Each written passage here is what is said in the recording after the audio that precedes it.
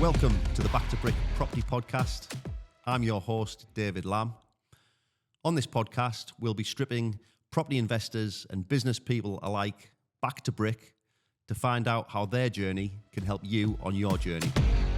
This podcast is brought to you by Orange Sales and Lettings. If you know someone that is looking to sell or let a home, please get in touch. Referral fees are available. Terms and conditions apply.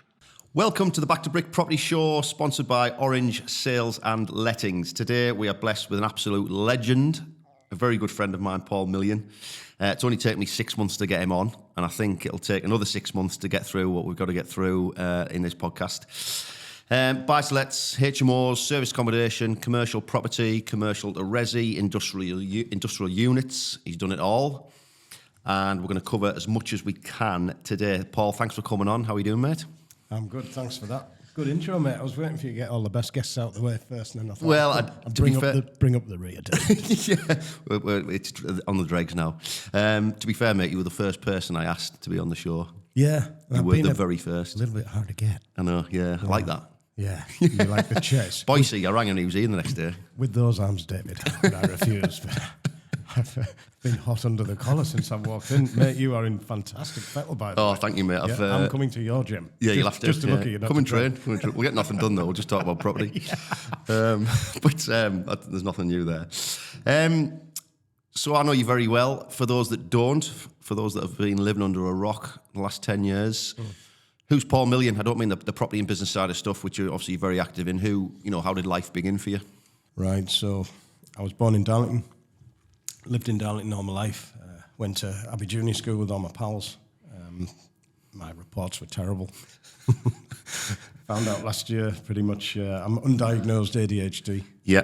But you know when you fill in the column, yeah, all the questions, and you're in the red. I think most property investors that I know are ADHD. Yeah, and I feel like a bit of a fake baby until such times as I get that diagnostics. But I ain't got time for that shit. No. Do you know what I mean? I've got way too much Well, stuff to be going knowing on. you as well as I do, I will officially diagnose you today as ADHD. Thank you. I rang Andrew Threadgold, the property doctor, and said, good Lord, Andrew, look at this test. And he's like, no shit, Sherlock. Did he? Yeah, man, so my school reports were terrible. You know, I hate kind of going through, well, I don't hate going through this story, but, you know, I feel like I've done a few poddies now, and it's the same. I've only had one life, but, yeah, just to give you a bit of a brief. So, yeah, so this, I'll have to send this halfway up to Barnard Castle to give him the best chance of his life. And I actually enjoyed school, and the strictness and the sort of disciplinarian kind of, like, I just knew that it was, it was good for us, but I still didn't do very well. But I enjoyed the characters that we had to call them masters. It was a bit, pomp and ceremony, but in a kind of a good way. And, Can you refer to me as master for the rest of this podcast, please? Oh, yeah. Do you know what? On the way down in my brain, I was playing over. Do you remember Spitting Image in the 80s? Yeah, yeah. And there was, I was going to be David Owen to your David Steele. And I was going to rub up against you and say, oh, David, you're so cruel and yet so masterfully handsome. At which point you would have said, stop sniggering, David. Yes. But my comedy is based in the 80s, as is my jacket that I've come in today. Yeah, that's fine.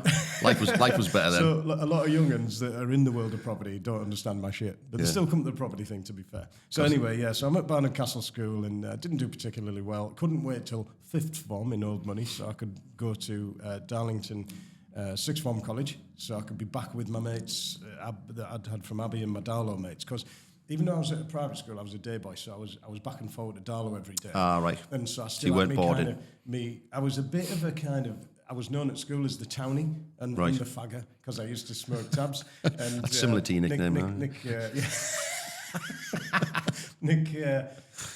Nick tabs off my mum and he'd go to school, and my pal actually used to nick 20 cent cut a day from his pub that he used to, so we used to always be over in the Bowes Museum, which is right next door to Barney School, having a tab, and we used to be down the river fishing. So we were kind of the bad lads of the school, if you like, getting caught smoking and stuff. Yeah. And but we were characters, I'd got on well with me teachers pretty much. I was up there at an old boys do. I'm very, the old boys network. I've been told about this. Yeah, I was up there, and one of the teachers came across to me, and I won't reveal his identity. He was a brilliant teacher, and he said, I didn't think, some of them would remember me, but he was like, do you know what? He said, you were never going to set the world alight academically, Paul. He said, but we had a good laugh. Yeah. And I was like, yeah, and to be fair, that's what it's all about, right? Of course it is, yeah. So anyway, I came back to Darlington sixth form, got 8% in my business studies exam, messed about for a term, said to my dad, I think you better send me back to Barnard Castle if I'm going to do anything with my life. Yeah. My uncle was kind of like a mentor figure in my life. He'd been a successful businessman. He'd been in he was in the Merchant Navy. That's right. And I thought, when I leave school, I think the best I can probably do is try and get someone to make a man of me, show me how to pick the soap up properly, and join Her Majesty's Royal Navy. Yeah. So I tried to join as an officer, and they went, nah, you'll never get in as a Marine officer, because at the time I'd been buying and selling cars from auction and tinkering with cars, and I had an old Beetle that my dad had bought me for my 17th, and that was always dropping to pieces. So I thought, yeah, I'm pretty good with all this mechanical type stuff. And so I joined as a marine engineering artificer, which is means you don't have to join up and wear the daft flares and the hanky. Oh, that's terrible. Sorry to my Royal Naval brethren there, but you did look a bunch of sausages when you were in your number one suits with your whippy flares and your hanky on your back. But so the artificers wear like a normal sort of officer's suit, but just with less gold buttons and. And like a nice gap and that. So I thought, well, that's as Tom Cruise as I'm going to get. Yeah. So we'll have a bit of that. Join the Navy, and I decided after failing school and going to sixth form and not being able to. It was annoying because I was like, I knew I wasn't dim, but I knew I just couldn't retain information like other people. So I thought, well, I'm just going to graft it out. Okay, so I'm not academically gifted, but I'm going to graft it out.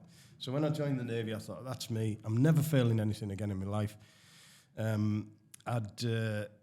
So that was it. And I did well. Best apprentice on sea training, fittest guy in my division, decided to sort my health out as well while I was in there. And, best, if there was a shoe shining prize, I'd win it. If there's an ironing prize, I'd win it. Yeah. That was me. I was going for it type of thing. So I was seen as a bit of a girly swat bot, but just who wasn't that clever. Yeah. I was just a guy that was prepared to grind it out, really. Right, okay. So from the Navy then, how long were you in the Navy for? 7 years, so 3 years. So considering I wasn't that good at academics, I decided to do 3.5 years at Royal Naval Engineering College doing marine engineering, gas turbines, diesels, auxiliary machinery, fluid mechanics. Oh, God, it was pretty tough. But you were interested in that type of stuff? I was, but it still wasn't. I still kind of knew that this wasn't really for me, but it was something that it was so 3.5 years in college, went to sea training.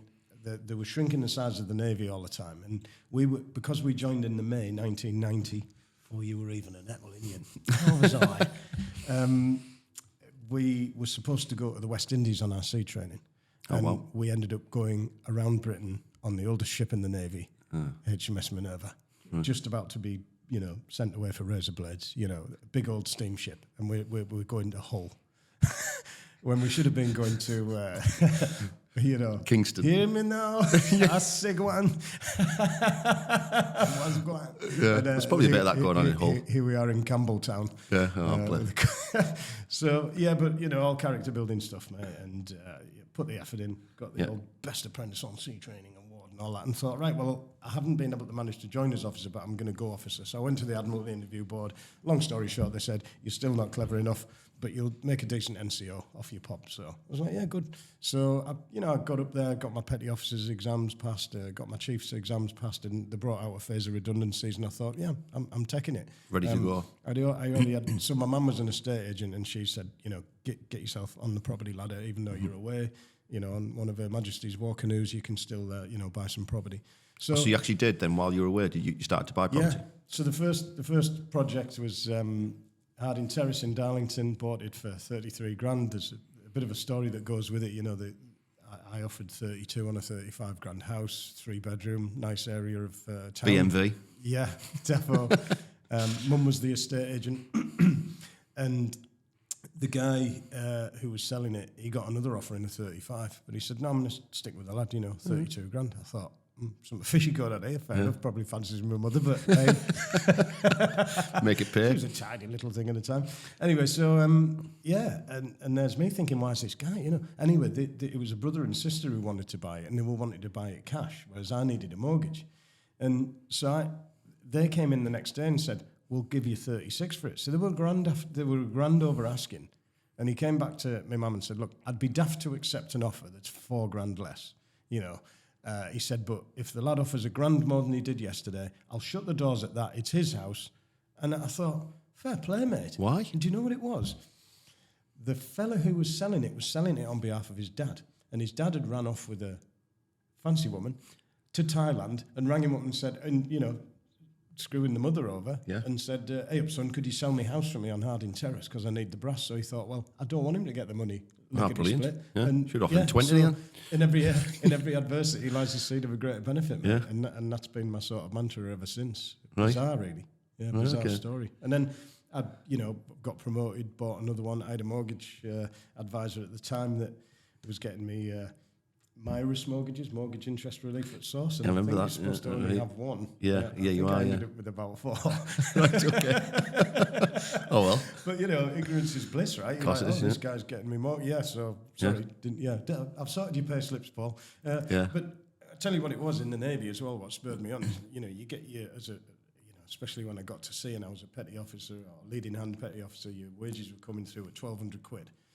And you've got 300 tax coming off, and you're like, ooh, that's a bit of a lump. But the property made up for that in a way, so, maybe making a couple of £100. It's funny because you're probably making about the same now as you were back then. Yeah. And at the time I didn't even know what a bloody interest rate was. I was going to say, when you were buying these properties, did you think, I need to buy these properties because properties are safe haven for money and they'll go up in price? Or did you think, I want to create extra monthly income to supplement my wages? It was a bit of that, but also a bit of capital appreciation in the future, thinking, well, because, hey, properties double every 10 years, right? Yeah, well, that's why I started buying. Yeah. When I was uneducated, I just thought, I'll buy these and I'll be rich in 20 years.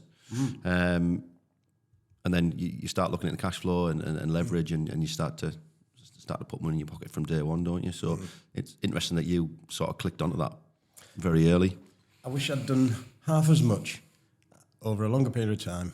And, if someone turned around at me now and said, I'll give you a third of the amount of property that you've got now, all paid off, done and dusted. My son's sending me pictures from Thailand and Vietnam every few days with like his £1 Thai green curries, raging around the mountains on mopeds. And here I am paying more than half my wages in tax, it feels like. With, Does make you think, doesn't it? Oh, mate, the environment is not a good one for me in the world of property at the moment. There's a lot, there's low-hanging fruit. And it's taken me 30 years to realise, but cash flowing businesses is where it's at. Building businesses is more exciting, I think, than building property. Yeah. At the time, quicker returns. It didn't feel like that. So that's the way that I'm now going. I've headed myself off at the pass and said, stop doing this silly stuff. Just if I never buy, like, you won't believe this and other people won't believe this, but if I never buy another property ever again in my life, I've got enough. The only other property I want to buy is like a knackered farmhouse within a couple of miles of Darlington or 5 miles of Darlington, something like that I can do it with my own 2 hands. Yeah, outbuildings and stuff like that. Yeah. When I left the Navy, 96, 97, I bought an old cottage off my auntie for 55 grand in Low Connerscliff, a little village outside Darlow. And I was working with my dad at the time, expanding that business from something that was very, very tiny up to like almost £1 million a year. And I was like a dog with 3 tails. I was chasing too many rabbits still back then. And but adding value to that place, nights and weekends. I was living for the nights and weekends, so I could, plane down reclaimed pitch pine and denail it and turn it into beams to redo the roof. It's like digging koi ponds and building outhouses, and that was where I was like a pig in shit. Yeah. And so, there came a time when I said to my dad, look, if you want to keep paying me my wages and of what I'd built up, and I'll cut you in on some stuff, or stop paying me and I'm off. I've built the business, there you go. I've replaced myself with 2 salespeople and a new office manager, various, but I have to go and do this property thing because prices were coming up. And I think I'd got about, when would this be? About 98, 99, and I'd done this cottage up, taking it from being worth 55 grand, it was valued at, I think, 220. Oh, wow. The prices had taken a bit of an upwards lift, and I went to the banks and said, I want to borrow, I've got these 5 properties, 6 properties, whatever it was, and I want to borrow £1 million. And I went round all the banks and they all told me to get stuff. But I came across this one sadomasochist at HSBC who decided that I think he almost wanted to see me faux pas it up, because there I was, Flash Harry, probably with a tight navy blue T-shirt and big arms. Want to be in this tight. Wasn't from Mothercare, no. Mine was probably covered in paint and a bit tight and some old rust. So he gave me £500,000 based on my portfolio, 3% above base, and I spent that in about 6 months. How did he give you that much money based on how many properties did you own at the time? About 6-7 properties, something like that. So how much equity was in, roughly, rough numbers? I'd say probably a couple of £100,000. Ah, right, because one of them was a house that I bought for 30 grand, and the front of it needed to come down and get built back up. Yeah. So I had to underpin the spine wall. This was only my sort of 5th house. I remember you telling me about this one. Underpin the spine wall, underpin the party wall, underpin redig the fans at the front of it, took the full front of the house down, built it all back up. Like, that sounds really flash, like it was me doing it. I was labouring for the brickies doing it. But it's like having the balls to say to someone, "Gives your house, mate, and I'll pay you for it in 6 months." And this is why I'm now doing chats all the time for various places about completions with deferred considerations and exchanges with delayed completions and all the creative deals that I've done over the years. It's kind of been like getting into the world of buy-to-let. That big base of the pyramid where you've got your buy-to-let world at the bottom, where everyone's after the same deals. It wasn't so bad back in my day. It's now it's so saturated now, isn't it? Absolutely. So to come out of that, I was like wanting to take places you wouldn't let a rat live in, or places that were subsided that you could straighten up, but properly straighten them up. Not just bodge them straight. Yeah. Like, actually, because I can't imagine you bodging anything. No, I knew I wanted to hold this stuff for probably 30 years or whatever. And so based on that equity, he was like, "Yeah, there's £500,000." And because I'd said to him, if the old scuffy landlords at the Darlington landlords meetings can have 60, 70 houses, then there's no reason why I can't, slums. So was that classed as a business loan then, or was it? It was. That was like business overdrafts or business loans, 3% above base. So after I'd gone back for another $250,000, built up, 12, 13 properties, something like that. Probably more. I got up to 24. It was like one of these where you're like, "Oh, when I get to 12 properties, I'll be financially free." Yeah. And then you're like, oh shit, I'm at 12 properties and I'm as skint as a dog's house. Yeah, I'm more skint. So, but if we keep remortgaging fast enough. So the old, on the remortgage hamster wheel. And there was a time when he just left, actually. So, but what he did say to me is, this HSBC manager, he sort of knew my dad. It's always worth having that network, that connection. Of course it is, I think my dad used to string his badminton rackets. Right. Or something like that. There was a connection between, and he, and I'd said, well, if those lads at the Darlington landlords can have 60, 70 houses, why can't I have 60, 70 houses? Yeah. And, that's what I intend to do, and I won't let you down. And he said, if you do mess it up, I'll take the lot off you and I'll sell it to those landlords in that meeting. Yeah. So I was like, that'll do. Can't argue with that. No, fair play, mate. So I put the old cock on the block. Yeah. Took £750,000 off him. Went back after I'd built up, 21 odd properties, and said, "This money that you've lent me is a bit spicy at 3% above base. How's about lending me at 1.5% above base?" And the manager that replaced that first guy was like, "Well, to have that sort of borrowing, you'd have to have £3 million on lend." And I was like, "That'll do. Stick it in the account." No way. Yeah? No. Oh, okay. I was going to say. Poke that up your bottom, Paul. Yeah. But what I had in my back pocket, I always like to have something in my back pocket. Like when I told Gates said planning authority, they weren't fit for purpose. The other, 18 months ago, I had permitted development changes in my back pocket coming up. So it gave me great pleasure to tell them that they weren't fit for purpose as a planning authority, blah, blah, blah. Yeah. So for the medical centre. Taking 23 weeks over a 5-week pre-app process. Oh, dear. Yeah. And there was some swearing as well went on. But going back to that, I had in my back pocket that at the time buy-to-let mortgages were coming out and were kind of 10 a penny. And there was a company called, the Money Factory, the Money Centre? And they were just skinning mortgages alive, left, right in Chelsea. Well, the buy-to-let lenders were in and it was like a big wave and the prices were coming up. Must have been 02, 03, 04, 05 kind of neck of the woods. So I just started, refinanced 21 houses or whatever and just got it up to like 45, So I was just, and until 2003, I think, or 2 or 3, I was working full time. You know, so all of this activity on the nights and weekends. So that's probably Were where... you refurbing them all yourself? Yeah, I was on the tools with everything. I mean, I did have lads on for me, you know. Yeah. Some of them self-unemployed. Yeah. Remember when you could get a self-unemployed joiner for 40 quid a day? Yeah, I know, yeah. That kind Miss of those crack. days, yeah. So, I don't know.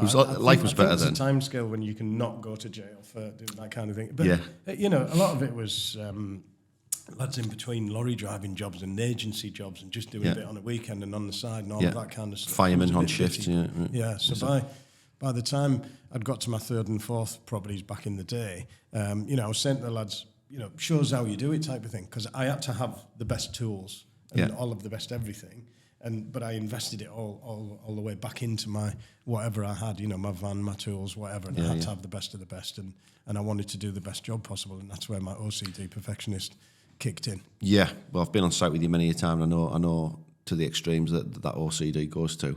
But it does produce beautiful refurbs. So 45 properties, the conversation got to there. Single buy-to-lets, all of them? Yeah. At that point? That would be 2007, 2008. So in 2007, I bought a piece of industrial land for 80 grand. But I didn't have any money, so I borrowed the fella's money off him who was selling me the land. Great. Now know that to be called a completion with deferred consideration. Yeah. It was on a handshake more than anything else, so I didn't even need to put a charge elsewhere. It was on I trust your son, and I can always bum you if you I've got the proof. Yeah. You know, it was my land. You haven't paid me anything. Thank you very much. Yeah. It was done through solicitors. Sorry. The gentleman, so basically then took that through planning, got it valued at 220. A wise man would have sold it and pocketed 120 Run for the grand. hills, yeah. And but oh no, you know, you've been doing buy-to-lets all these years. It was like, wow, I'm going to actually build some industrial units. Pretty cool, yeah. Portal frames and stuff like that. And I thought this is going to be. How many units did you build? This is going to be great. 7 units. Right. Sold 2 in the end. One to my cousin, one to a fella that always wanted. There was 6 units in one spot and another piece of land over there. So I was happy to sell that one off because I'm a bit of a hoarder. I don't like to split. If I'm going to buy, I couldn't buy 2 flats above a shop. I'd have to have the shop as well. I'm a bit weird like that. Yeah, no, I get that. I get a bit that. weird like that. And so I built these units and, you know, looking at your portal frames going up on site. So I'd got the planning, 220 uplift. I haven't put any money in at this point apart from maybe 1,500 quid architect's fees.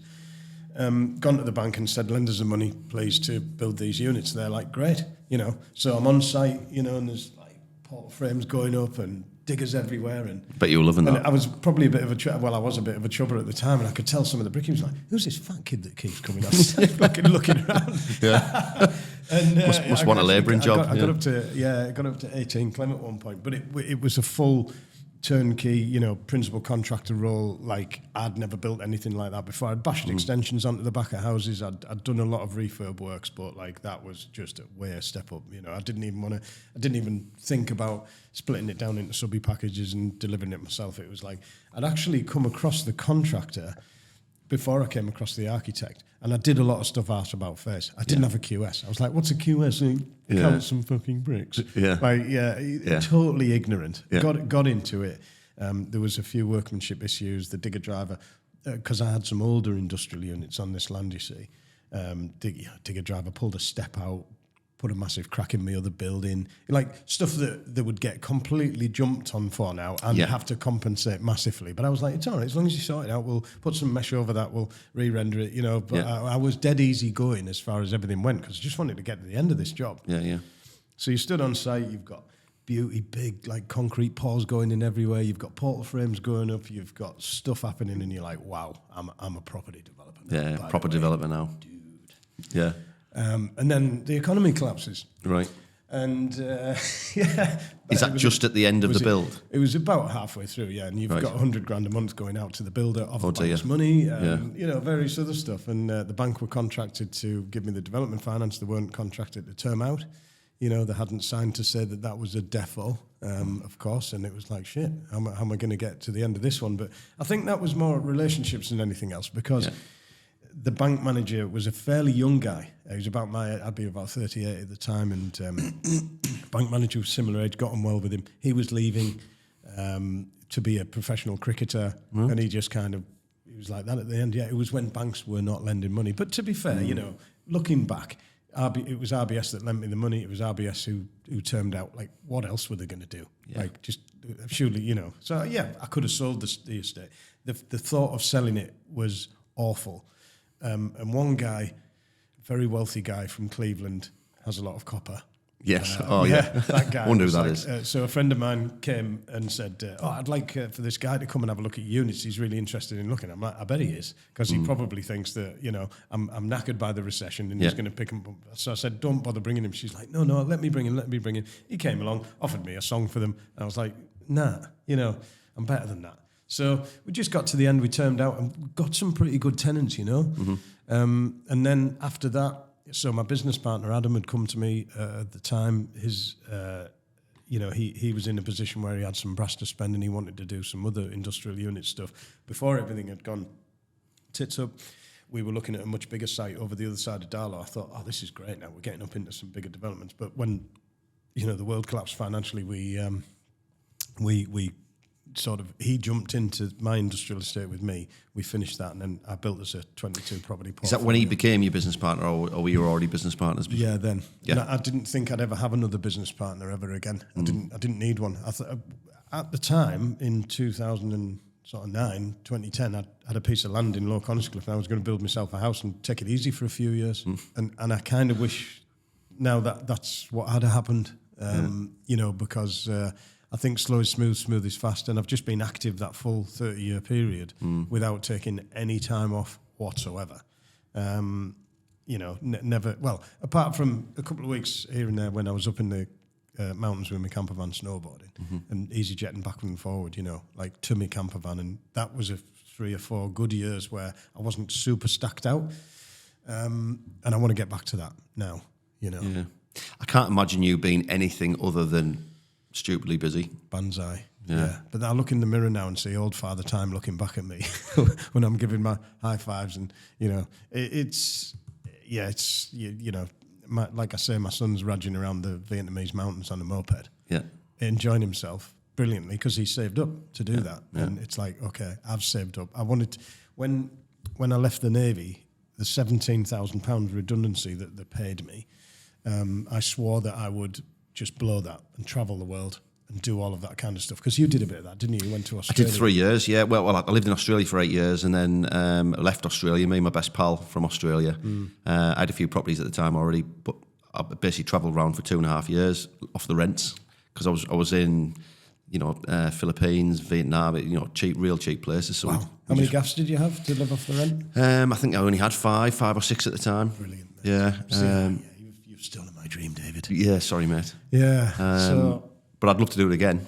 Yeah, let's do it, man. You don't do it and think, that's it, done. Yeah. Or I don't anyway. I'd love to do it again. I'd go tomorrow. Great. It was the best experience I've ever had in my life. Just absolute freedom. You've got to do that, mate. And you know, at the time, I thought, I'll just buy, like, is it Mr. Creosote? What's the end of that film? One teensy weensy, one more mint. Yeah. And I was thinking, I've got 17 grand here. I can buy this house on Craig Street for 17,000. It'd be silly for me not to. And I had a Porsche 911 at the time, like a really old dog of a thing, which was in 94. I'd bought that, and I wanted to trade it up. It was a 4 grand Porsche 911. It was an absolute dog. But I could have got a mint one. A 1967 short wheelbase it was. I could have got a mint one for about 8 or 9 grand. So I thought, I'm going to trade this up, because I'd traded a few cars.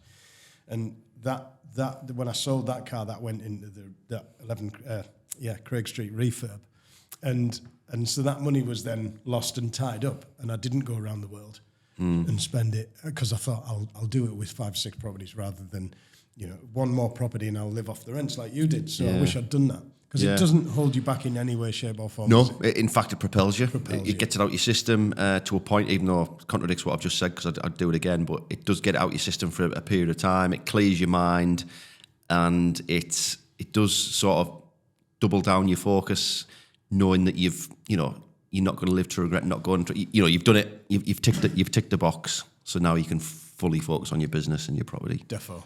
type of thing. And when your brain's in that relaxed mode, like when I was in the Navy and we went to Mombasa and we had a trip up Mount Kenya, and you're up there with real live elephant poos. Yeah. There's monkeys in the trees, and there's like dangerous shit about, we got chased off a buffalo. We did all sorts of crazy stuff, and it was like that was the absolute memory stuff. But being on a ship, you always had to be back at a certain time, a certain place, and if you were adrift and you had to get helicoptered back on board from somewhere, that was tea and sticky buns with the captain. negative tea and sticky buns. Yeah. and no promotion for the rest of your life. But I generally did pretty well in the Navy, but I was like, this isn't for me, like flashing lights. And the thing is with the ADHD, it's like it's remembering long strings of information. And when you've got a gas turbine going up the funnel and you've got to turn it off. You can't just turn that off and turn another one on. You've got to do lots of sequencing stuff in between and getting stuff right and balancing it and all of that kind of stuff. And it was like, oh, hold on. And then your mind goes blank. Yeah. Whereas with a property, you go in there, you chuck your grenade in, you clear the place out, and it all happens slow time at your time. Yeah, so you control it. I could happily take a gas turbine out of a ship and crane it off, crane a new one in, and fix a diesel engine or something like that, slow time alongside. But as soon as it's like, right, we're sailing at 0800, how are you getting on, Pedro? You'd be like, oh, fuck. Yeah. So I hate being rushed. I won't be rushed. And, no, I hate being rushed as well. Yeah, it really stresses me out, actually, when people are rushing me. And I think you just touched on it briefly there, but I think when you're in business, you're in property, whatever you're in, it's difficult to become creative and make good decisions if you're just involved in the business 24 hours a day. When you do step away like you do to go snowboarding, I bet you make your best decisions because you're in a relaxed state. I don't do anywhere in it. Like I don't even, generally on a Sunday. My mind is always on it. And hey, lately I've been doing belief coding and calisthenics, something beginning with K, where the bang shaman drums at you, right? And massage you and all of that kind of stuff. It'll come back to me. Kinesthesis, something like that. Okay, let's go with that. All of that kind of stuff. I've always been interested in that. I mean, the book that I recommended to you years ago that really made a difference in your life, Midas Method. It's kind of like I've always been a bit woo because I've always thought I know I'm not this thick. There's got to be some, although I forget this and I forget that and I'm scatty and I'm this, that and the other. My mum came across the school playground when I was a kid because I'd totally forgotten about a dental appointment that I had to be at the foyer for so-and-so.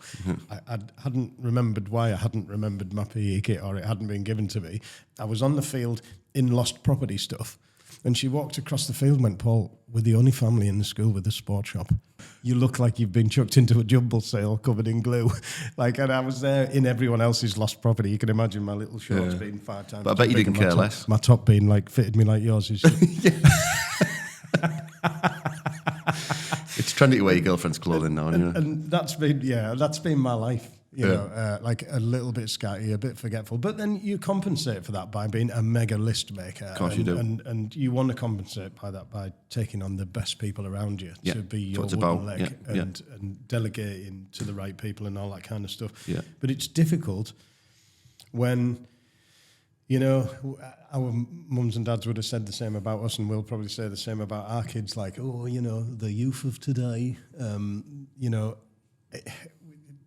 I don't know, I just don't seem to be able... I interviewed 5 young'uns for social media position. Sorry, no, it was for a property management position, set up for property management this year with Gemma McCready. And we wanted to take on an apprentice. And I'm like, we need someone with experience. We need someone with experience because training someone up from the ground up, and I interviewed these 5 kids, probably took 3 or 4 hours of me time. Well, maybe not 3 or 4, maybe 2.5 hours, something like that. Because I had a good chat with them all, and if I can't employ them, I'd like to give people advice. And book recommends they probably went out like, Jesus, who is that guy? I'm not working there. But I asked questions like, in 5 years' time, if your fairy godmother came down now and gave you the job of your dreams, where do you see yourself in 5 years? What do you want to do? What's your purpose? Like when I went back to my old school and did a chat for 470 kids on on what it was that they wanted to do. It might go against your religion, it might go against your family tradition, it might go against whatever, but you need to get your ladder on the right wall. And I don't want to employ someone that doesn't want to be a property manager. I mean, you've got to be a bit sad to want to do that, but there's people out there that love that kind of shit. There is, yeah. And I said to this one girl, like, you know, if your fairy godmother could give you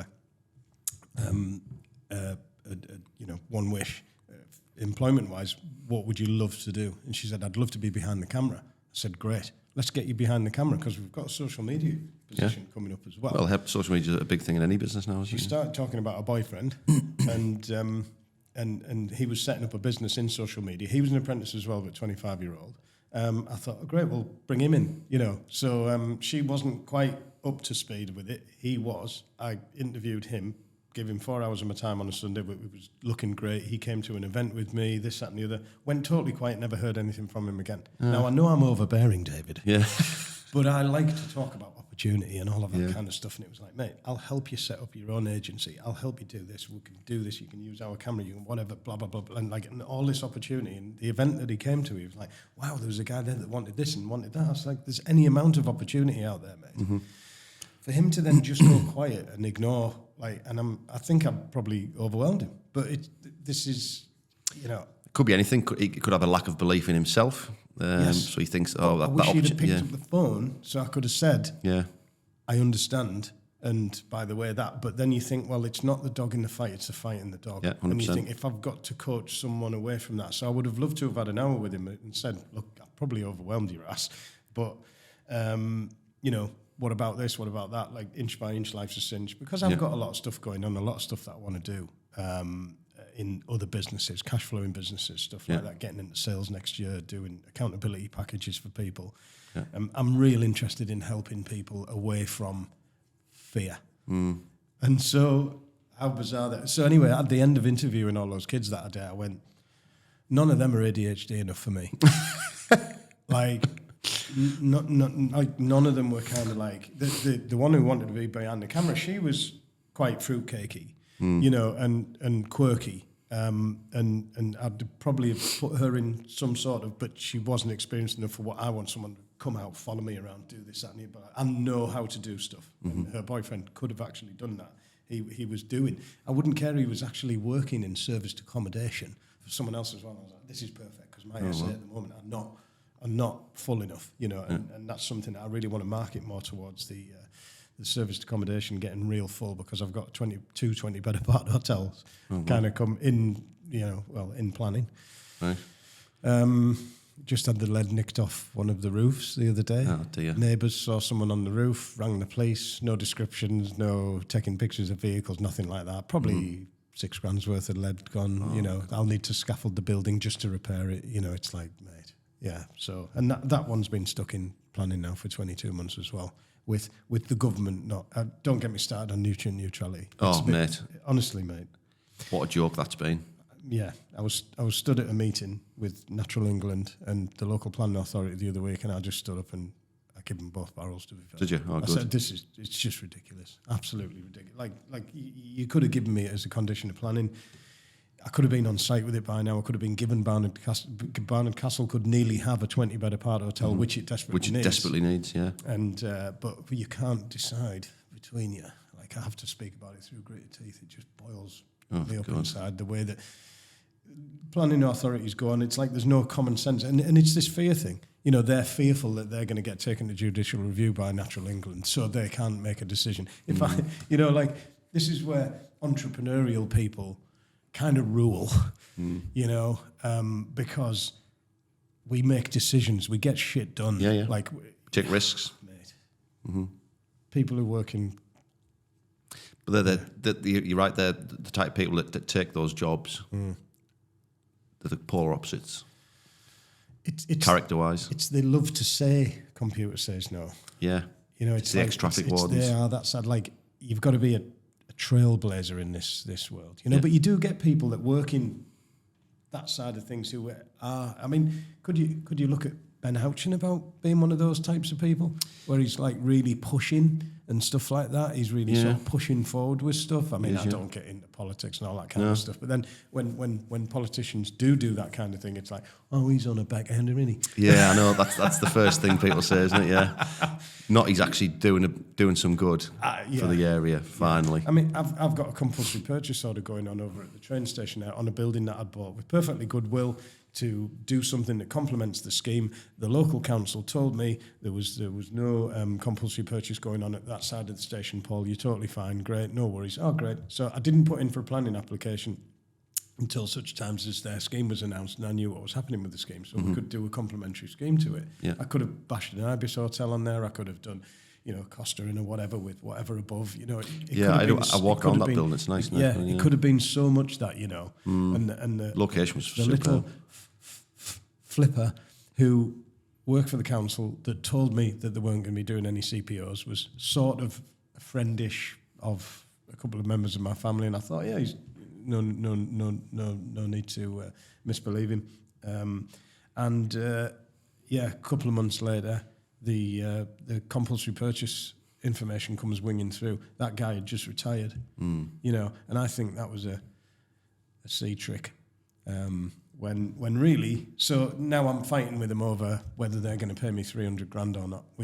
So I put in a I put in a certificate of alternative appropriate development for a 5-story hotel scheme. The planners chopped 2 stories off the top and said, we'll give you that, even though the local plan says we were all right with 5-story schemes here. And we'd done the architecture beautifully so that the 5-story part was at the end of the elevation. It was at the elevation away from the bookending the terrace that was behind it. And they still chopped 2 stories off. So the maximum it could have been valued at was 300 because they really didn't want us to get 350 or 400 or something like that. It's like I've held that building without tenants in it for 6-7 years so that we didn't have to kick someone out, to do a scheme. And here you are, like, they said, oh, we'll make you an offer, but it'll begin with a 2. It's like I paid 150 for the building 8 years ago and you want to pay me 200 and something for it. Yeah. So, yeah, difficult, mate. I mean, even as industrial space, I sold 10,800 square foot of industrial space last year for 1.5 mil. And they're saying that 4,500 square foot of not brilliant light industrial space is worth less than 200 grand. It's like, are you having a laugh? Yeah, coincidental, isn't it? Yeah, it is. Yeah. It's bizarre. Anyway, we could whinge about councils all day, but so I want to get back to your journey. You said 45 properties, you started buying industrial sites, brought in a business partner. When I met you probably 6 or 7 years ago, you were very much the HMO, serviced accommodation man. So how did that come about on both of those?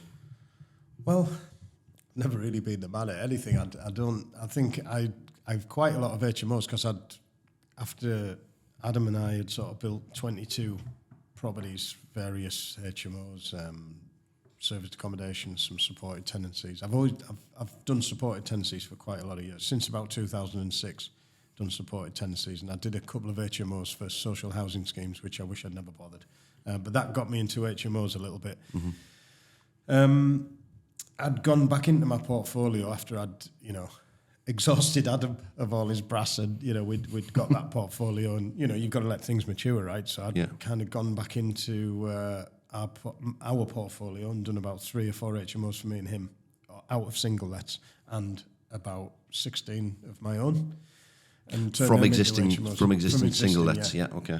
So because I'd done them up nice, it was just a case of going in, fire doors, hardwired smokes, little bit of jiggery pokery, and we were away, especially on the 4 and 5 bed stuff, and then 5 bed became licensable, and so anything 5 bed and above, or 3 stories, was a bit spicy with the grade A fire alarms, etc. But so I just bashed through my portfolio, and as didn't even have to, didn't want to kick anyone out. Just as 3 and 4 bedders were coming up, now it's like rocking our shit to try and get 3 and 4 bedder because so many people have bashed 3 and 4 bedder. Exactly, and they're in such demand. I mean, that's the one thing. We have got good housing demand, haven't we? Huge. And it's funny when planning authorities are taking so long to make decisions over stuff and just being absolute. It's never going to change, mate. No, it's only going to get worse. So or better.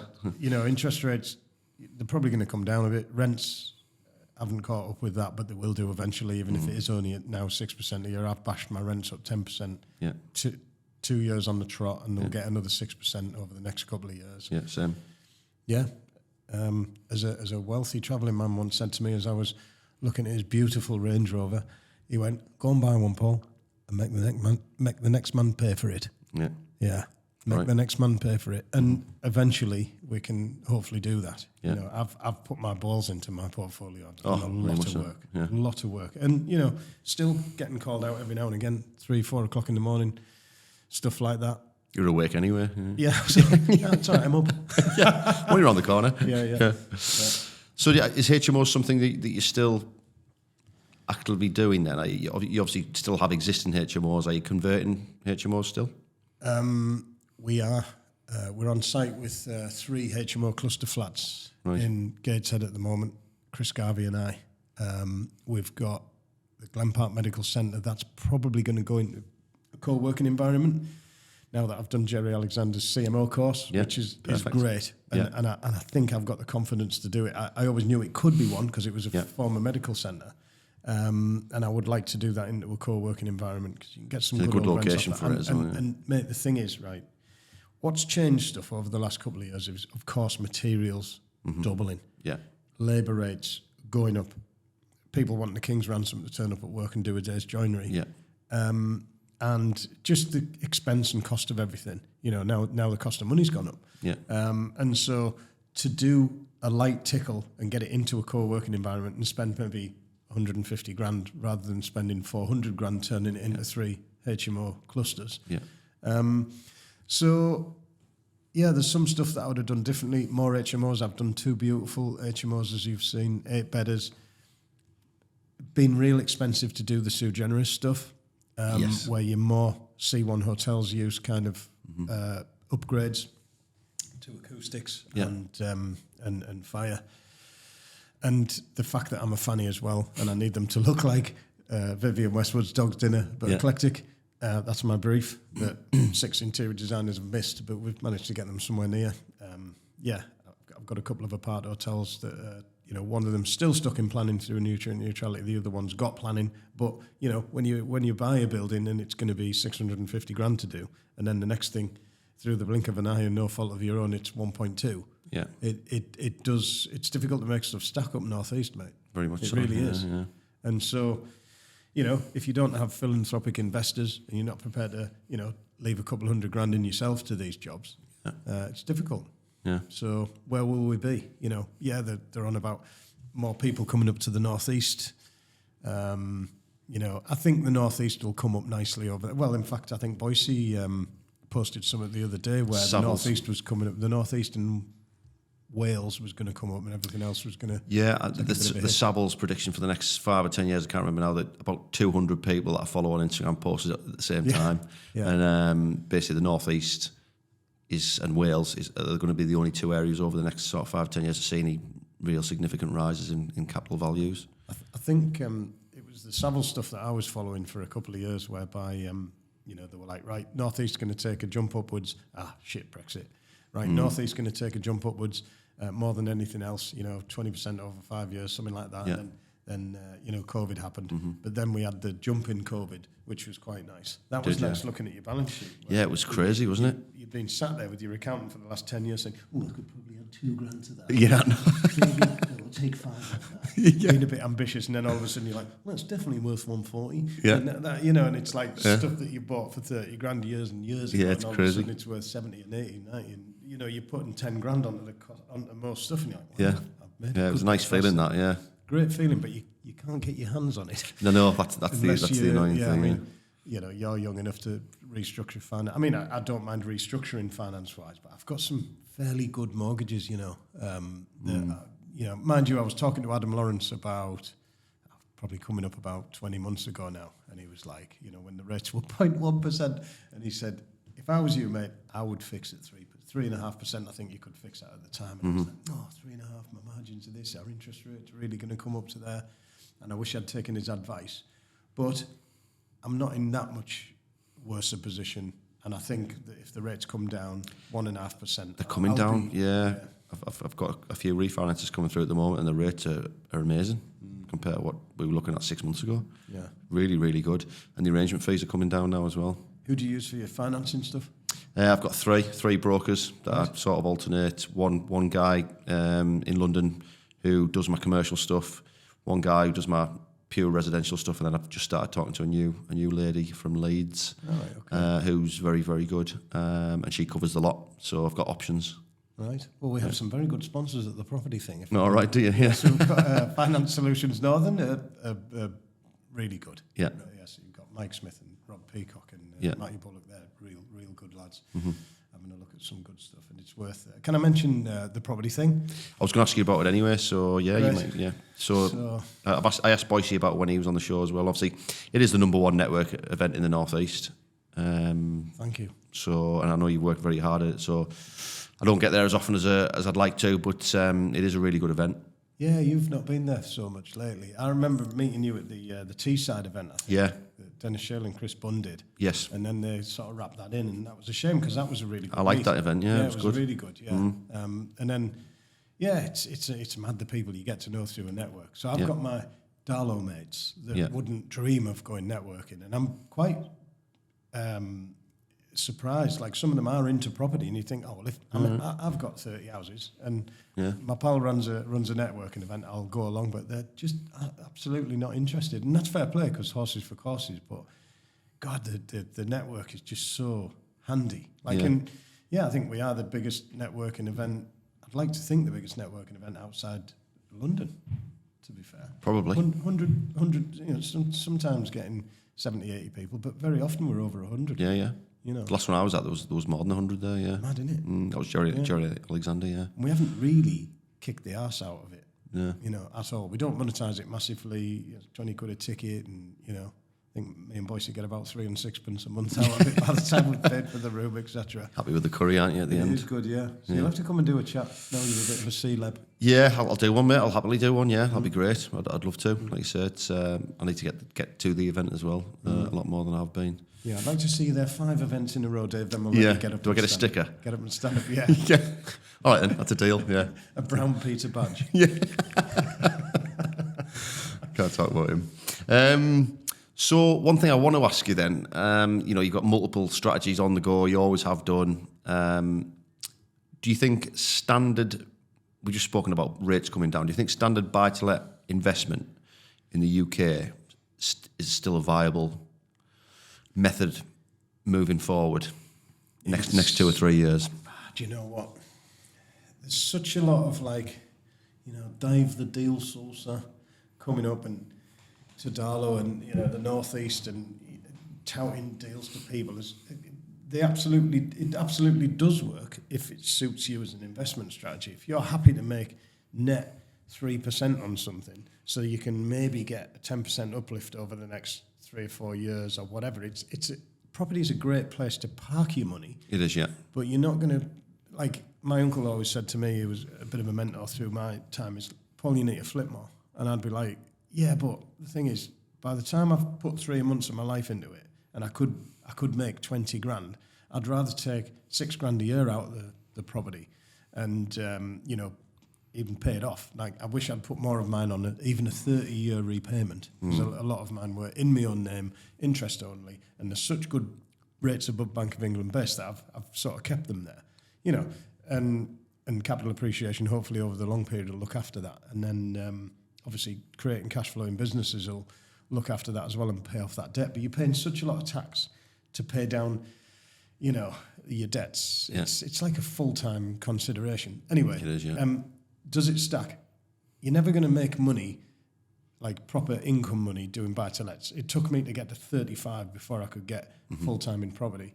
And why didn't I realise, and this is where getting into property training and mentorships and stuff like that, I'll be saying to people, yeah, do a couple of buy-to-lets, a couple of HMOs, and then we're getting up into the commercial conversions and stuff where you can actually just use planning and like, look for the shy bands getting out kind of deal and like really look under the stones and find the good stuff and the stuff that you can add value to, the knackered old office blocks that you can get E2MA permitted development, or the, you know, the barns that you can get Class Q on, or even E2MA on or even, you know, Class ZA in a in the green belt for like industrial stuff. That's the beautiful stuff that you can get the planning and, you know, make sure you go through the motions, but use a planning consultant.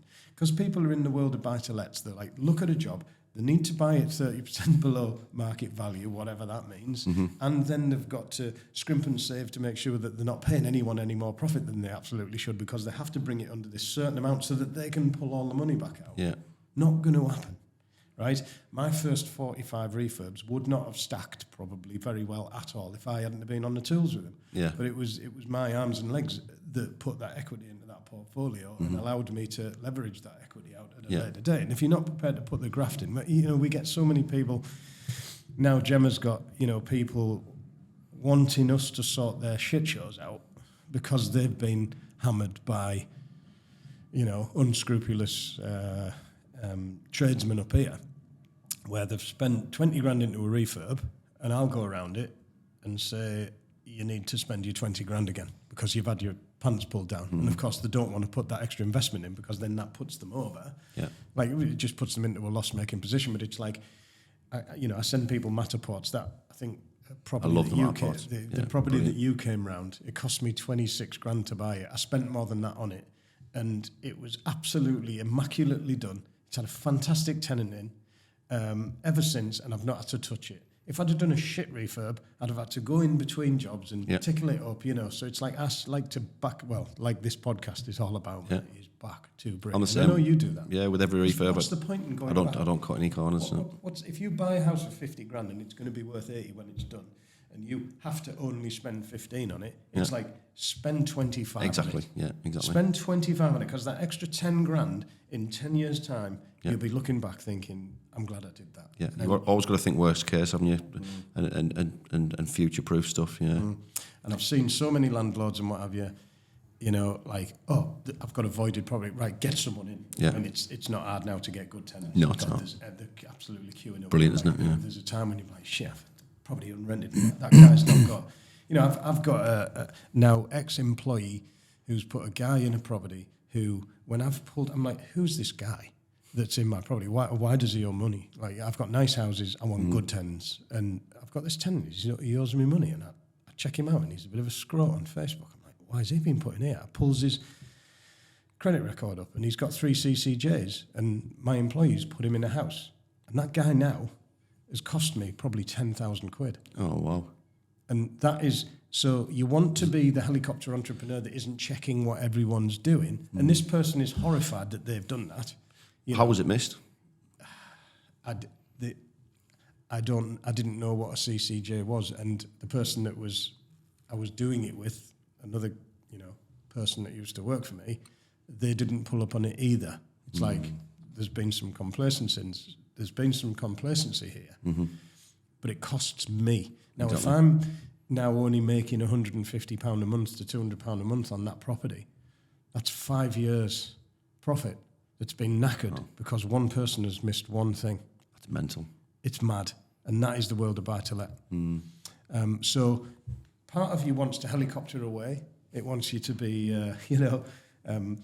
I used to try and instigate business systems. It's all I've rattled on about for the last few years, but I used to try and instigate business systems in my dad's business back in the day, and people used to go, he read another Richard Branson book, and it's like, but there's a reason he lives on a fucking island in the Caribbean, because he put systems in place. And, you know, people don't like change, you know, so I'm the ADHD mother.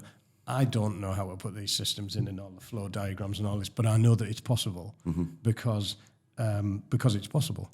Nothing's impossible, said Mr. Impossible. And therefore it needs to be put in place.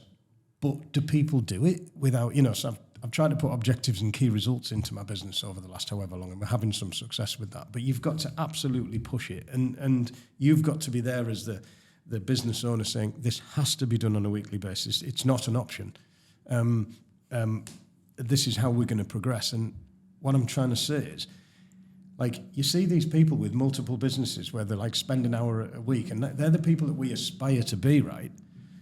And yet, I don't seem to be able to move away from the coalface far enough without some glaring bollocks that's happening that brings you back to the coalface, where it's you having to go out at 4 o'clock in the morning because the maintenance man lives, say 15 miles away, and by the time he gets there, there'll be 10 grand's worth more of damage, and all you've got to do is get out there and get out to the stopcock, which nobody can find at 3 o'clock in the morning. And then people call you a control freak. And then yes, absolutely. So it's quite bizarre. Yeah. And you do get these people that are successful that can work an hour on it, but they've got the best management in place. Yeah, it's key, isn't it? And You've got to employ that well. management accountable. Yeah. And there's probably a lot of stuff that they don't get to see, but it seems that every time you step away from that coalface more than a certain amount, the amount of money that you can lose through other people's maybe not having the drive or the confidence in themselves or whatever it is, not being able to follow instruction, not being like, again, going back to the Navy days, when I came out of the Navy, mate, I struggled with civvies. It was like, I'm not, I was a leadership prize winner in the Navy, in charge of 350 lads on my apprenticeship, because I put my hand up and volunteered for it and said, gives a job, I'll do that. And yet you come out onto Civvy Street and, make the analogy that it's got to be like with, when you go in a hotel and there's a little chocolate on the pillow, it's like you've got to put it on a velvet cushion with the chocolate saying, please, can you do that? Yeah. And then, I'll check back in with you, see if you're all right. In the Navy, it was like, take the bill of rags, go down the bill, just sort that out, and then we'll go and leave her. Job done. Because if they didn't do that, it was like disobeying a direct order. Yeah. But in Civvy Street, mate, and you're dealing with... Like you say, it's accountability. Hormones. It's accountability, isn't it? Absolutely. I think that's what it boils down to. We're a bit mollycoddled, mate. Very much so. It's only getting worse, isn't it? I think, Yeah, and I had a bit of a do with my lads, my son, 2 stepsons, and a couple of lads that work for me in the office. And bless them. Most of them have now left, and one's gone self-employed. My son and stepson, one's in Australia, absolutely having it off. The other one's in Thailand, absolutely having it off. And they're sat there, and I'm like, lads, we need to get off this job. We need to get the scaffold down. We need to. And they see you as being a massive control freak, and they're like, yeah, but we have a life outside work. And I'm like, that. Do you see really? That? Yeah. I'm like, Weirdos. I'm asking you to work back till 6. Yeah. While it's sunny. I was like, you see that sunlight coming in through that window there? Woe is me, smallest violin. But I'm like, I've got a motorbike in the garage that's 8 years old with 1,500 miles on it. You know what I mean? I should be out now on that motorbike, ragging around the country lanes, and I'm here grafting. Yeah. And I'm asking you to work till 6 and every other Saturday. Yeah. And it's just difficult, mate. They just don't want to do it. No, they don't. Don't want to do it, mate. It is difficult. So joint ventures, you are, it's something that you've used very well over the years, joint ventures. For the listeners, what are the potential pitfalls and the potential upsides of doing property joint ventures? Because the word joint venture gets thrown around Instagram like nobody's business. And you see people jumping into property deals together, and you think, hang on a minute, you don't even know him. Yeah. And people seem so flippant about it these days, well, from what I can see anyway. So you've had a lot of experience with joint ventures. I'd have done a lot of stuff differently over the last... See, it's really... I mean, my joint venture with Adam has taken place since, 2008, right? And that's like a long-term thing. And that's worked out great. And you were already friends, weren't you? Yeah. Yeah. Whereas some of the JVs that I've done over the last 5 years, it's like so we started the property thing because we were going networking, we were really starting to enjoy it, and they shut down the PIN and the PPN. So we started up our own one. And, of course, being the person up there gobbing off and taking people around your projects and showing them how stuff's done, and various other people approach you and say, I'd like to do that with you. And you're like, great, well, if this is my role and that's your role, it generally works out all right. But it's difficult when you've got properties and all of a sudden the materials double out of your control, and, you're in business with, say, a contractor, and he's going to be doing the work, but still needs to be paid to deliver a building, of course. But then all of a sudden, if his labour rates are going up, that it's costing him for his lads, and then you've got materials have doubled, and you've got, say, a medical centre that's cost you 150 grand, but the materials bill or the refurb will have gone from 200 grand to 400 grand almost, and it's like, but the building's still only going to be worth, say, 650 when it's done. Then it doesn't stack.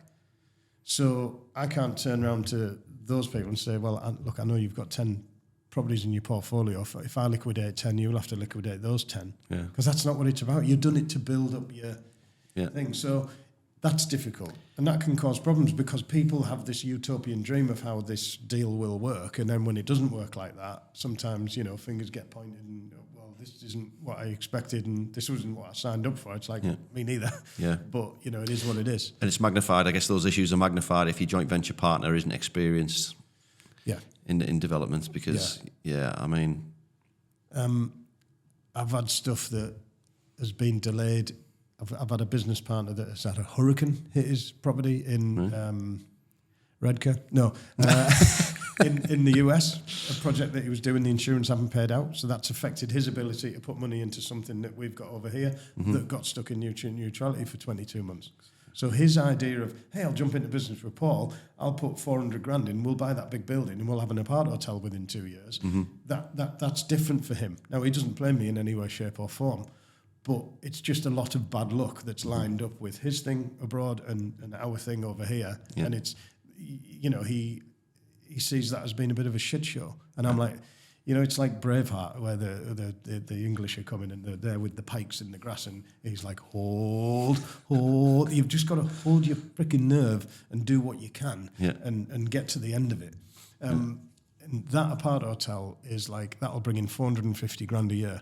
And I ain't letting go of that. No. You know, it's like, so I've had to pay the business rates and the utility standing charges and the various other, and now I'll have to scaffold it and get some lead back on the thing because some little tow rags have, you know, and I can't claim off the insurance because I've already had, you know, someone burnt one of my bungalows down in Hartlepool this year, and a contractor who we both know flooded my 8-bed HMO in. So if I put another insurance claim in, I'm going to look like some dodgy Del boy who's just bashing insurance claims in. So that comes out my back pocket. That comes out of my cash flow, which is now, you know, interest rates have cost me a good few grand a month.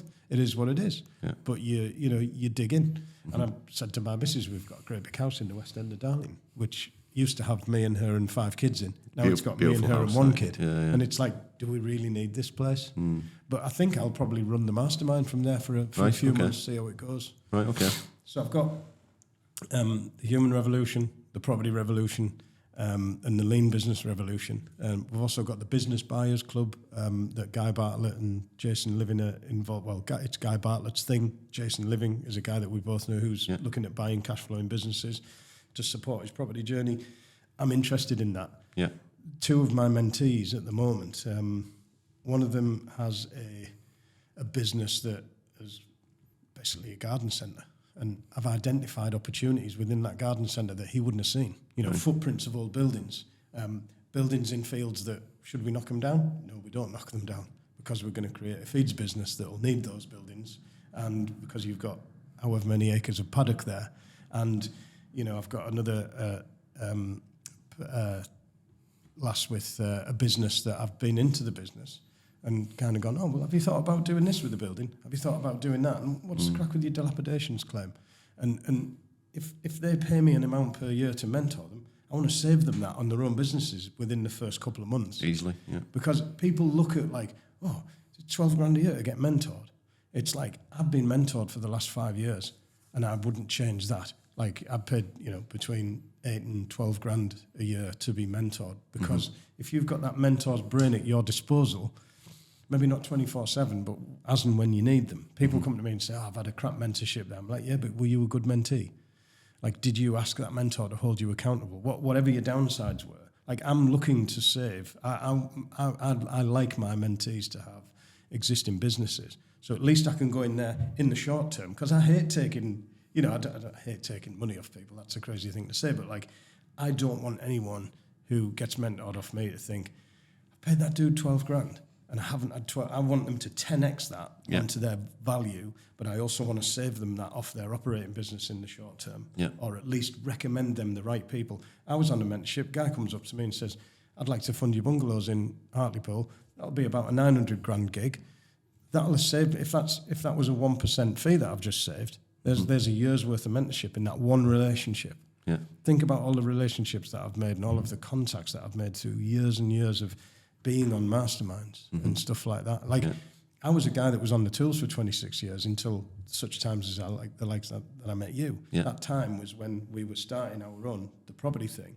And all of a sudden, my eyes got open to the world of property training and courses that you could do. I was like, wow, it's like a kid in not a kid in a sweet shop, because I wasn't doing all of the courses, but I thought, yeah, I want to do commercial conversions, because why would I not? And what, 12 grand to get that mentor, like to be involved with a bunch of people that do that? Bring it on. Yeah, Sam. 100%. Yeah. Yeah, dog in the fight, fighting the dog. Yeah. And it's been absolutely invaluable to me. And, you know, I'll pay for mentorship until I'm done. Yeah, for sure. Well, you've certainly got a lot of value out of it. So where is, you know, you've done so much, Paul, already. Where's your focus right now? My focus is on getting shit finished. There's been a lot of decisions that I feel like I've procrastinated on, waiting for other factors to fall into place. There's been decisions that I've procrastinated on. Like, I have one business partner who he got cancer, and he decided he wanted to bail, but he was the guy delivering the project, because I haven't just gone, hey, loads of people with money, come to me, I'll do all the work. And like some of the JVs has been, yeah, I'll JV with you, mate, I'll sort the planning, you do all the work. Yeah. Because I've done my time on the tools. And so, yeah, what's next for me? It's just a case of getting stuff finished, and also some of the decisions that I've procrastinated on through other people's factors, also economic factors, but also sometimes just the fact that if it's not eating the right lot of meat at the moment, we'll leave it as is and we'll worry about that one in 2 years' time or whatever, you know, when we get over all of these rates going up and materials prices going up.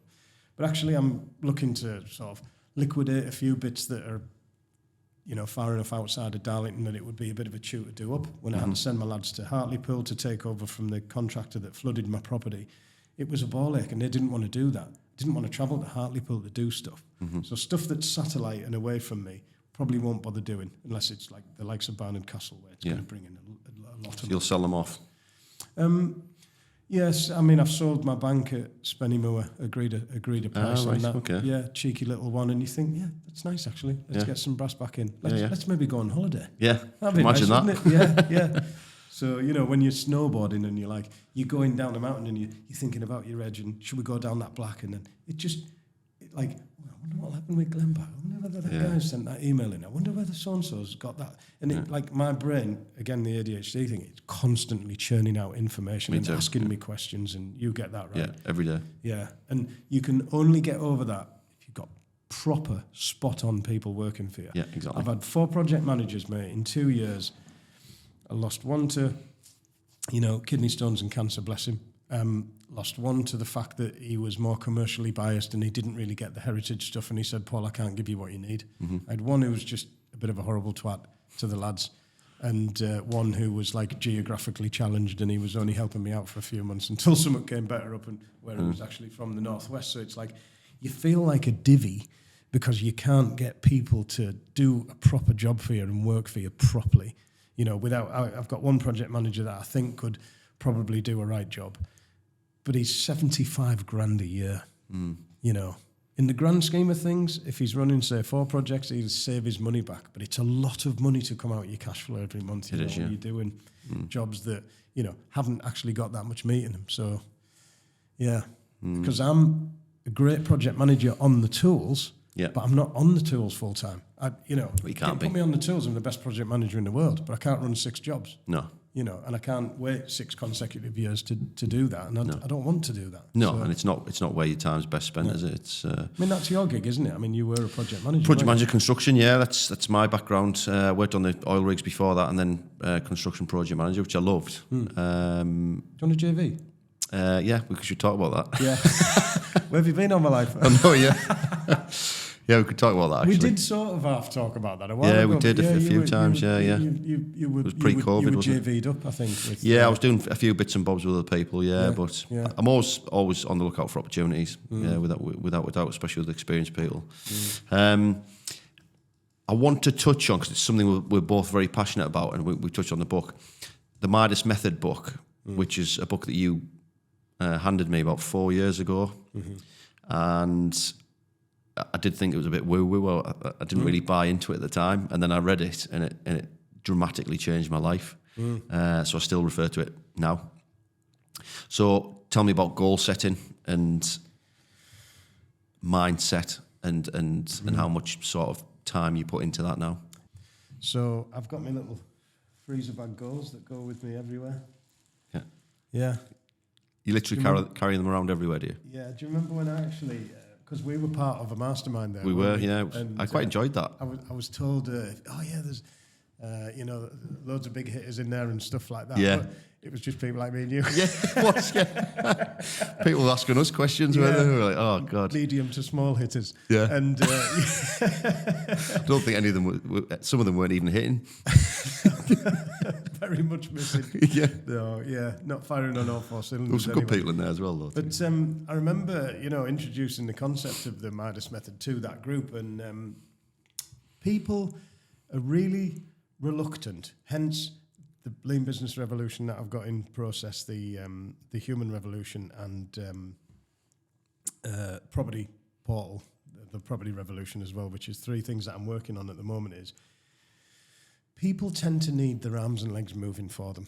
Like you've seen a few of my Facebook posts where I've used like Ripley in the cargo loader. You've seen that, yeah. I mean, that is just the perfect depiction of what you have to do to get humans sometimes to do stuff. It is, yeah. To move their arms and legs for them. And people pay thousands to go on property courses and all this, that and the other. And then they don't take the action. Mm-hmm. And what I've always done is, maybe in a blunderbuster fashion, maybe not in the right direction, maybe I've been chasing more rabbits than I should have over the years, but I've always took action. Mm-hmm. I've always almost had to put myself in the line of fire and able to be able to run about dodging the fire. And in that respect, if you're falling forwards and failing in the right direction consistently, you're going to end up with something that, when property prices go up 10%, you might make £1 million on paper that you can't get your hands on. And if you do want to get your hands on it, the government will take half. Yeah. But you feel like you've achieved something now. I actually wrote out potential goals for people. For everyone in that room, I took the time to write out 5 goals as they would see it. So for someone who's in doing whatever, I will have achieved this by then, I'll have done that by then, whatever. And I dare say that you and I are probably the only 2 people that are still maybe doing that, or even doing it in a different way. Mm-hmm. And have actually implemented that, because I've spoken to people that were on that mastermind since, and they just, they sort of do and they sort of don't, and they're hitty-missy, and people just bumble through life. Yeah, I mean, listen, I'm not as consistent as I was with it, but I still use it. And I still sort of do it subconsciously now as well, which is... It's sat on your shoulder. You've always got it. 100%. You know that, if shit hits the fan or whatever, there's always something you can do. I think it gives you like a bit of a presence and a bit of an aura and a bit of a... So Jack Black was another guy that I melded the Midas method with, which Jack Black had a system called Mindstore. He was a Scottish motivational speaker, and I used to go and see him in Scotland. And funnily enough, I had the same conversation with him on the phone not so long ago, where he actually encouraged me, whatever I wanted to do with the Human Revolution, Property Revolution, and Lean Business Revolution is get cracked on with it, because he said there's some great ideas in there. And it is like we all stand on the shoulders of giants, right? The fact that I'm going to completely plagiarize his stuff that he taught me years ago, it's kind of tough. It is what it is. Yeah. It's written in books. It's like there's no patent on personal development. And if I decide to... So he used to have things like the tip of the tongue trigger, which was a method of him being able to relax himself before events. I put that out into the property thing, but as you're coming up to the creeping circle of death, 20-second introductions, tongue on the back of your palate, like let the chi... reverse around your head, and like just use these little methods, like a bell jar. When you're getting a load of negativity off someone, just imagine you've got a bell jar over you, and that stuff's just bouncing off. Yeah. Like a lot of it is about visualization, and I hate the word mindset. Do we know a different word for mindset? Because I've been racking my brain. Yeah, we were talking about this the other day, weren't we? One will come to me Outlook. in the middle of the night, and a eureka moment, like brain state or something like that. But yeah. So I look at a lot of these property trainers, by the way, and I look at their journeys, and I kind of go, you've had a bit of a shit show there.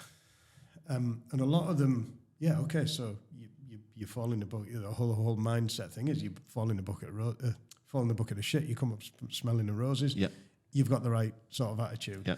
But some of them have had to sell their portfolios in order to get to a certain point, and then they decide to repackage it up and sell it to people. And some property trainers have got themselves right in the shit and had to sell their knowledge to be able to stay afloat, and that's fine. You know, that's entrepreneurial as long as they're a good trainer and they give people the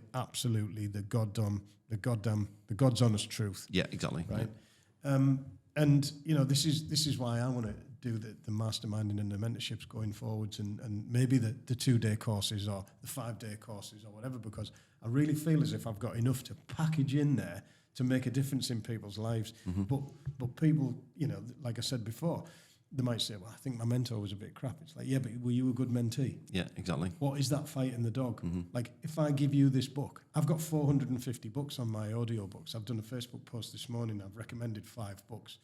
Like, such a lot of these books could make such a lot of difference in people's lives, but it's their ability to overcome the fear, to put the things into place, to be able to take the learns and implement them consistently on a daily basis, which will get them to where they need to be. That's what it's about. I mean, you don't end up with arms like Popeye without going and having a personal trainer kick your ass, because if you know that your personal trainer's there and you've paid for that mother clucker, right, you're going to go. I've done it myself where I've joined a gym, I've not gone, but I've had a personal trainer and I've gone, even if it's just once a week. And it makes a difference on your physique and your life and your accountability.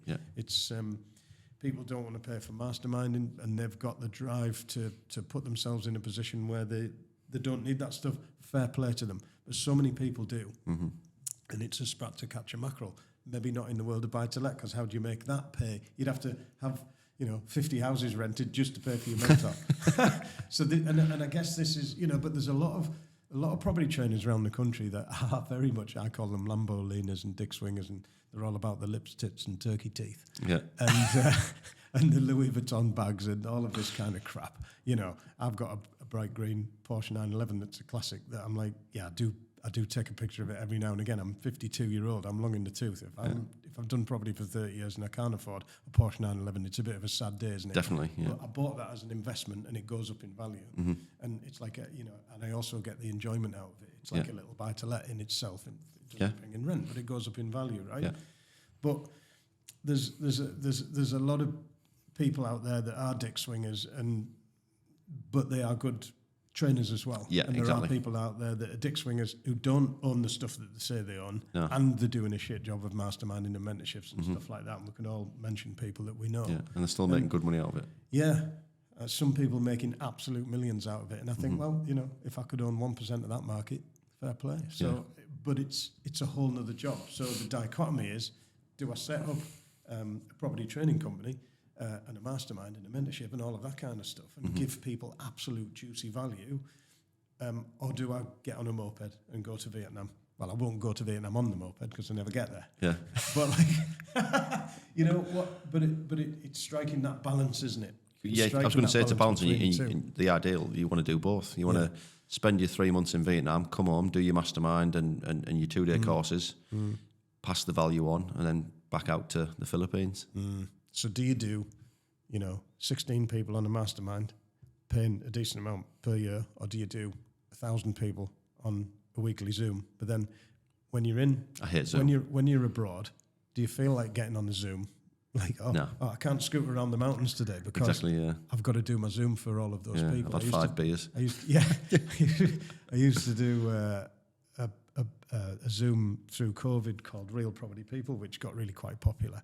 And this is where some of the other property trainers out there, they actually monetize that more. The Zooms in COVID were really popular for property people. Oh, massive. That was the only option we had, wasn't it? Yeah, and some of them really leveraged that, and fair play to them. I didn't see that. No, I didn't. I just cracked on with my own stuff. And these, some people have got 800 people in their groups, paying them £100 a month happily to stay on a Zoom. And this is where the property portal comes in, that it's going to be an insight into actually being able to deliver a property project from start to finish, whether that be a buy-to-let, a commercial conversion or whatever. And this is where I've got the projects to do it. I just need now the project manager, the cinematographer, the editor, to be able to put it all along a timeline. Yeah, but you'll get them. You'll find them. Yeah. So exciting stuff. Interesting stuff, mate. Have I answered your question there? You have, yeah, you have. You've answered it well. And I've got a couple more questions left. And I always finish on these because the real value to be had. So for a first-time property investor just starting out today, what was your advice? What would the number one bit of advice be to him or her? Such a lot of people want to go full-time in property, and I see them all the time, and I understand it because I've had that sentiment. I wanted to get away from being Mike Baldwin in an embroidery and sports and leisure wear factory, even though it was cash flowing well and all of that kind of stuff. I just wanted to get into the meat of getting into property development and all that kind of stuff. But I was on the tools and I had the skills to pay the bills. Yeah. And I knew that I wanted to teach myself everything that I needed to know to deliver a project. Yeah. It depends on people's ability to deliver a project. I've got mates who have got 30, 40 properties who I've got no skills whatsoever, and they've just got other people to do their refurbs for them over the years. And there's a lot to be said for that because they have a better life than I do. Like man about town, lunching in cafes and all of that kind of stuff, where I was the, divvy coming home 10 o'clock at night as black as a crow. Yeah. But then I might have built more equity in than they had, and I might be in a better position if the shit hits the fan economically, because I might have 30, 40% equity, they might have 10 or 15, or they might go underwater if, the economy goes the wrong way because, we haven't had that much capital appreciation. So every person is totally different. Every scenario is different, and I would encourage people now to have cash flowing businesses that pour their money into property as a holding strategy, as a holding tank for that cash flow.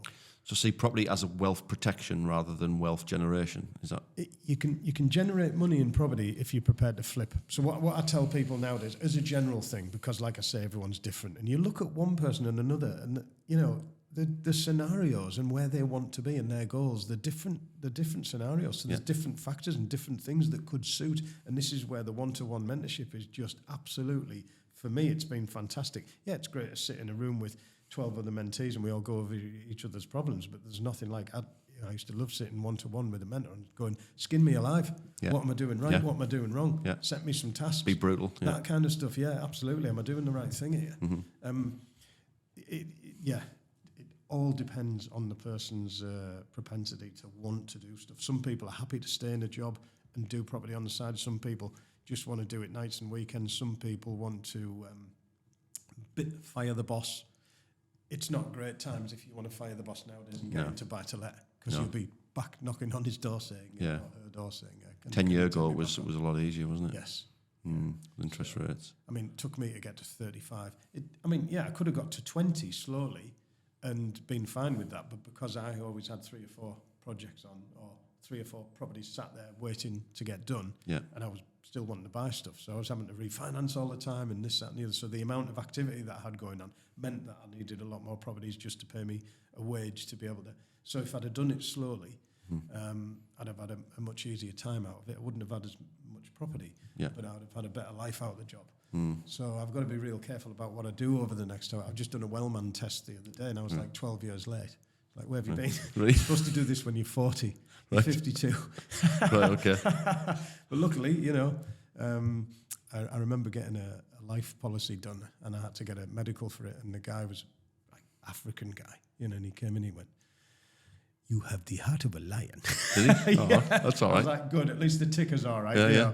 So, I've got a history of longevity in my family, mate. Oh, good. All my grannies and granddads, getting towards 95s and stuff, so hopefully. Brilliant. Anyway, I've gone off tangent there. We'll see some capital appreciation in the North East by then. Maybe, mate. Yeah. I'll tell you what, I think the North East is going to do all right. I really do, It's a case of hanging on by your Alex Honnold on the side of El Capitan fingertips. That's exactly where we're at now, isn't it? Those who survive will thrive. Talking of that bugger, have you seen that film,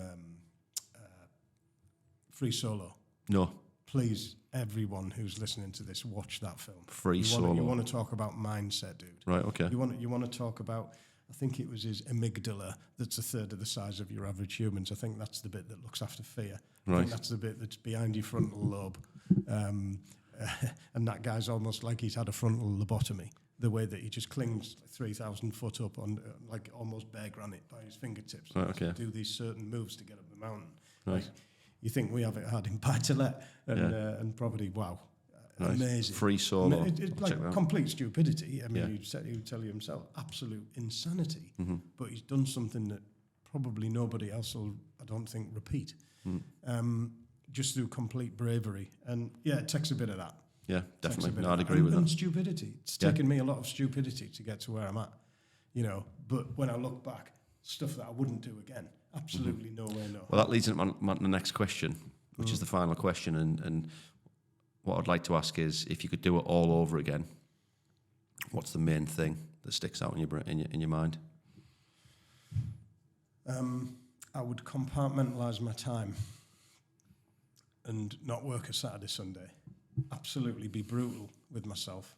I mean, maybe in the first 10 years, when I was 30 years old, I met my partner as she is now, and she already had 2 kids. So I was a family man from 30 onwards, and I'd started building my property portfolio when I was about 23. So I'll give you 10 years, right? I'll give myself 10 years of not being present. But to not be present after that isn't right. You know, so if I had my time again, I would definitely compartmentalise my time and not think you need 10. One of my goals was I want £10 million worth of net property by a certain date, certain time. And, you know, when I'd sold my industrial units, between Adam and I had 980 grand in the bank. And I thought, I'm going to transfer 20 grand across from that account just so I can look at and have £1 million in my account. And then I thought, well, I'd have to ask that business partner whether I could just do that. And they'd say, what are you doing, you dilly? And so I thought, no, actually get real. It's not your money, you know. It is your money, but it's not, because there's debt to pay off that, there's tax to pay off that, there's this, that and the other to pay off. Yeah. And by the time you've paid all that stuff off, what we were actually left with at the end of the day was fairly paltry, you know. And but what I would have done a lot more, mate, is when I got that industrial land, a friend of mine bought a piece of land. It was an old house, 400 grand, had a bit of land around it. Darlington had swallowed it up. He got planning for 21 houses, sold it the next year, bought it for 400, sold it for 1.5. And it's like, that's where it's at. Yeah. Land for planning, mate. Yeah. Leverage. Yeah. Definitely. Absolute leverage, mate. Yeah. And, you know, and you think, who's the mug? Yeah. Like me, Divvy. So, as Jack Black said, he's like, Richard Branson's got his problems. I've got my problems. And the guy living under a bridge in a cardboard box has got his problems. He wishes he had my problems, and I wish he had his problems. Yeah. But I ain't. I've got my own. Yeah. And what I would have done is try to make a better job of my own problems and challenges. And like I say, compartmentalise my time, being more organised, forgiving myself for, you know, got tested for ADHD quicker. Like, I wish I'd known about that stuff. You know, maybe allowed myself the validation that, you know, 25, 30 properties is absolutely fine, Paul. Why do you feel like you need 80 odd properties? Why do you feel like you need all of this stuff going on? Just to validate. I can relate to that. existence? Yeah, I can relate to that for sure. Where are you at now, like in the world of property? What are you on with? I obviously have Orange, which is estate agency. We do sales, lettings, refurbs. That's taken up most of my time. Property-wise, did a big commercial development 18 months ago, which I'm now seeing the fruits of. And I'm in the process of sort of reconfiguring my existing portfolio. So I've got 30 properties, and most of them are buy-to-let. I'm looking into converting a couple of them into HMOs. Perhaps some service accommodation to aim towards contractors. So just working with the properties that I've got rather than going out hunting for the properties. If the right deals come across my desk, I'm very much open-minded to them. But I really want to squeeze every penny out of my existing portfolio, because I've got a lot of good properties and I'm not making the most of them. Happy to sit with you and go through those, because that's Wish you would, yeah.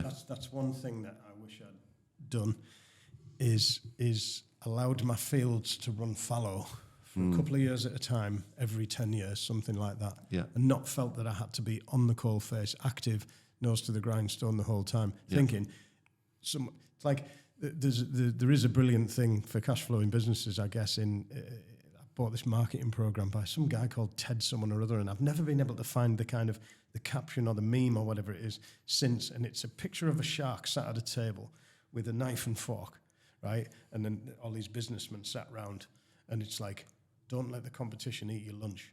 And I thought that was brilliant, and I've never wanted the competition to eat my lunch, but actually there's enough property out there for everyone. There's enough creative deals out there for everyone. There's enough of everything out there for everyone. There is. You don't need to be greedy.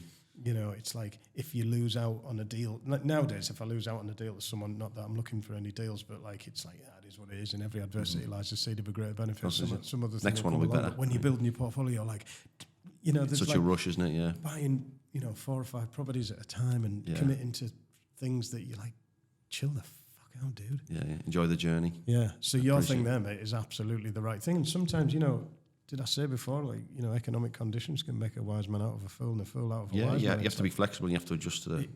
Like, if you don't do the slow, smooth through this, but you look at people like Warren Buffett and Charlie Munger and you think, well, you've leveraged the shit out of something to get it to that. Yeah. And there's got to be some deal out there where I can make that kind of return, like multiples and upon multiples, and that's your land for planning. That's your permitted development. That's your ZA in the Greenbelt, or your Class Q or your E2MA. Yeah. In existing stuff, industrial sheds as well are brilliant. Yeah. Yeah, a lot of people are starting to look at them now as well. Industrial sheds. So next time we sit down and do another podcast, where will you be in life? You'll be having more holidays. You'll have cash flowing businesses, and you'll have liquidated some of your not so great properties or properties that are inconvenient. Yeah, I mean, we're getting into property sales, Verve Property Sales next year. Yeah. Got an exciting person coming on board that I think will do real well. I don't want to take over the world, by the way, in that, or the property management. Yeah. It's up to Gemma. It's up to Gemma how many properties she gets on in the property management side of things, and it's up to the new person how many houses they want to sell a year. Yeah. And because I'm just the front of the combine harvester. You know, I can provide the opportunity and the networking opportunities and stuff like that. And leverage everyone else. Yeah, so it depends on when we're going to do a next podcast. If it's a year's time, probably still going to be in the thick of a load of projects. If it's 2 years' time, I'd like to retire. I'm 53 coming up in May. I'd like to retire by the time I'm 55. That's the goal. And it's almost seen as a bit of an embarrassment. If you buy a project, it sits there for 2 years, and then you sell it without doing anything to it. You're like, oh my God. Yeah, people are going to think I'm a sausage. Yeah. Well, I am a fucking sausage. Yeah, right. That's all right. It's all right to be a sausage. It's cool, isn't it? Yeah. It's like that bank, we'll put quite a bit of decent amount of money in the till compared to what I paid for the thing. And hey, why didn't I just do 10 of them in this year instead of getting 10 Easier things money, that needed planning permission and stuff like that? We should do an episode for my YouTube channel around some of your developments, the ones that you're going to get stuck in and get completed. Yeah, you're very welcome. I'd love to do that. Listen, Paul, I could sit and talk to you literally for a week, mate, and it would be easy. So I really appreciate your time. I really do. So much value, and I've enjoyed your journey from the day I've met you, and I'm sure that journey will only get more and more interesting as you go along. So thank you again, mate. And can I say to you that from the moment I've met you, you've always had a smashing aura about you. You're a real nice guy. I've got written down here, actually, you're in my top 247 favourite people. I knew a lot of people, Dave. I've gone down. Literally, like when, you were one of the people that we people, they come and they go already in TPT. And I've you've been a missed, I think, at TPT. Yeah. But, sometimes... Been supporting from a distance and plugging the TPT as much as I could. And I went to a couple of months ago, and I'll be back. I'll be back. Yeah. I'll be back this year for sure. No pressure, it's up to you. But even if you don't come to TBT, come into my life more. Yeah, we have to, mate. I really enjoy your company. You too, pal. You Fantastic. too. Thanks, mate. All right, buddy. Thanks very much. Cheers, dude. If there's anyone wants to reach out on social media, what's the best place? Oh, yeah. So I'm got a website in fruition at the moment, paulmillion.com, which I had real imposter syndrome of. What a dick swinger I sound having paulmillion.com. But actually, where you're going to find me. Yeah. And when I thought someone else had bought it, I was like, who the fuck's bought that? And it's in Darlington. Turned out it was me. Was you? I knew you were going to say that. A while ago to stop someone else doing that. Nearly had a hemorrhage over that. But there's a lot of stuff, but that'll be the hub. I mean, we've got Verve. Can't remember verveonline.com at the moment. But paulmillion.com, and then everything will sort of spring from there with all of the stuff that I've got on over the next couple of years. Brilliant. I'll take a look at that. And Facebook. Facebook, you're very active on Facebook, aren't you? Yeah, I'm a bit of an Instagram par. Need to get better at that. Yeah, you need to get on Instagram. paulmillion99. Yeah. About 1,400 followers at the moment. Yeah, that's decent. Well, yeah, but then, so I'm going to do a bit more on that when it comes to the property portal and stuff. Brilliant. Yeah, probably not TikTok. I can't see you on TikTok. Right, mate, thank you very much. If you are watching or listening to this, please do like and follow. It really does help. Until next time, take care.